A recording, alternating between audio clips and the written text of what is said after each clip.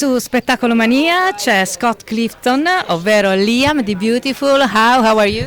I'm very good, thank you. This is a great place to do these interviews. Confusion. No, not. I mean, it's just how usually it's in like a small room, with like very sterile walls, and this is. I'm looking at the whole city right now behind you. It's so. I feel so privileged to be. Do you like Rome? Yes, very, very much. It's so beautiful. I can't wait to later. I hope I get to go, walk around a little bit. I've been here before, 2 times, but I'm so happy to be back. Quindi sei già stato e poi vorresti andarti a fare una passeggiata, Sì, giusto? è stato 2 volte qui a Roma, però gli piacerebbe proprio esplorarla di più.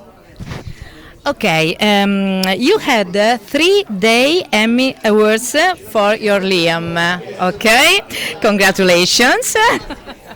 And then Beautiful has 14 nominations to the next edition. Yes. I hope so. I know I don't want to jinx it, but I think we deserve to win some of them at least. Yeah. Di vincere, sì, perché è una soap opera molto bella, quindi sperano proprio di vincere. A proposito della soap opera, allora, you are expert about soap opera, and what there is, because it's not only Beautiful, your soap opera. See, 2 other soap operas before Beautiful, yeah. For that, I said. And what the reason of the success of Beautiful? A lot of marriage, lies, jealousy, secrets. Yeah, I think if it weren't for our international success, we wouldn't be success. I mean, most of our success comes from our international viewers, right? Whereas, like General Hospital and One Life to Live, Young and the Restless, I mean, that's mostly domestic. Those are Americans that are watching, but we have viewers from all over the world. And I think that's a huge reason for our success, and the reason that we get to come and do things like this, and that we have the budget for it, for a little, the little show that could. It's a tiny little mom and pop show, and yet we've done so well. And I think the reason for that is I have a theory. I have 3 reasons for my theory. One is that we take language very seriously, so the dubbing, the actors that come and like do my voice in Italian or French or whatever, they are so good at their jobs, and they make us look so good, and it feels so natural and real, and it's not a distraction. So that's one. The second is that Bold and Beautiful is the only soap opera really that I know of that takes place in a real city, Los Angeles. It's not a made-up fictitious city, and so it almost feels like no matter where you are in the world, if you're watching the show, you feel like if I went to Los Angeles, I could meet them. They're there right now. They're in Los Angeles. I could go and see Liam and Steffi, and and the third reason is it's a show about how wealth and fame and privilege and money, it doesn't buy you happiness, right? I mean, these people are so successful, and they've had everything handed to them their entire lives, and they still can't get their shit together. They don't know, they make poor choices, and they self-destruct, and they're their own worst enemies. And there's something kind of satisfying about knowing no matter where you are in life, these people aren't better than anybody else. I think it's a good lesson. Gli avevamo chiesto, essendo un esperto di soap opera, se appunto è il segreto del successo di Beautiful. Allora, lui dà per 3 ragioni. La prima perché viene venduto in tutto il mondo e hanno dei bravissimi doppiatori. E questo rende i loro personaggi ancora più bravi, perché interpretano molto bene il personaggio di ognuno.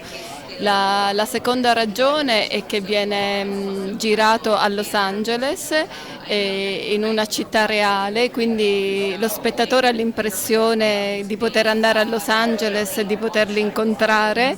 E la terza ragione è che sono molto privilegiati, hanno tutto, bellezza, denaro, successo, però fanno un sacco di errori e quindi alla fine il denaro non compra proprio la felicità e in questo senso magari la gente si identifica.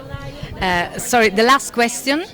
In the last Italian bet, you speak a lot about Brooks' problems with spumante, okay, but Liam has love problems with Hope and Thomas. Okay, something about this triangle. About Liam and Hope and Thomas. Yeah, well, If you remember. So the question is, so you just want me to say something about that love triangle? Vuoi sapere la dinamica di questo triangolo? Sì. Yeah, well, I think it's never been a full love triangle yet. We always tease it. That maybe Hope and Thomas, but it never really, goes anywhere. And I think it's we're now starting to explore that. There have been so many times where even me, I think that Liam should lose. Liam makes terrible decisions, and he deserves to lose Hope, but she always takes him back, and I want to see Hope reject Liam, and see what happens there. What happens when Hope really does, want Thomas more than Liam. I'm not saying that's what's going to happen, but I'm really looking forward to exploring that more, making it a full triangle. Yeah. Allora il triangolo proprio lui pensa che Hoppe dovrebbe lasciarlo per poi ritornare, così si rende conto meglio di che cosa perde.